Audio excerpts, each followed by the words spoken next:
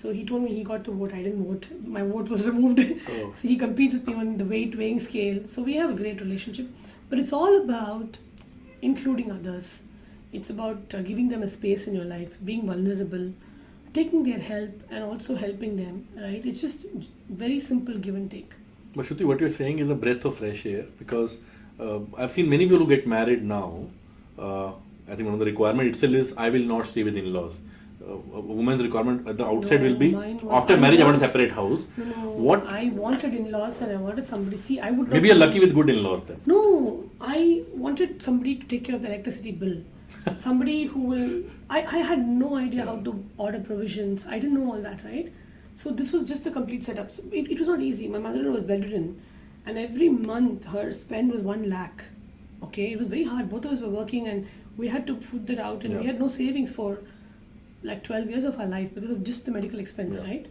I can't bring my friends and host at home. I can't leave the house even now and go for a long holiday. When I come, I live like in a boys' hostel, literally, right? I have no privacy. Everybody will walk in and walk out. I grew up with my own room and stuff, and it's very different from that. I had to change a lot, but in the long run, a child gets grandparents, right? My house is safe. I don't have to put a CCTV camera. And I have somebody who's the flesh and blood. Rather than trusting a nanny with an unknown, you have your relatives. My husband will never feel guilty about not taking care of his parents. Correct. He would have fulfilled his responsibility. I'm showing my child how to be, how to fulfill his responsibility, right? So if I expect that, and there was no way I would have lived without in-laws.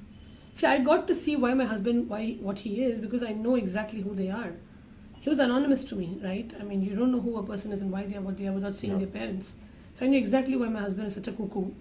Because I know exactly what his parents did to him. But it was very tough. My in-laws were very tough. They were like my grandparents, much older. So I wasn't easy at all. Okay. I come from a very different family that's very liberal.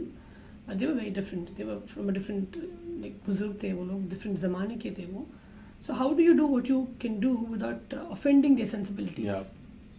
There are a lot of rituals which I'm not used to. My house was very ritual free. I wasn't used to these austerities. Okay. I didn't grow up like that. I grew up in a very intellectual environment, right, where free speech and debate and not so ritualistic. So I really had to reorient myself and hold on my own without offending their space and give them the comfort to do what they, not give, they feel comfortable doing what they're doing. So we've come to a harmony. Very interesting.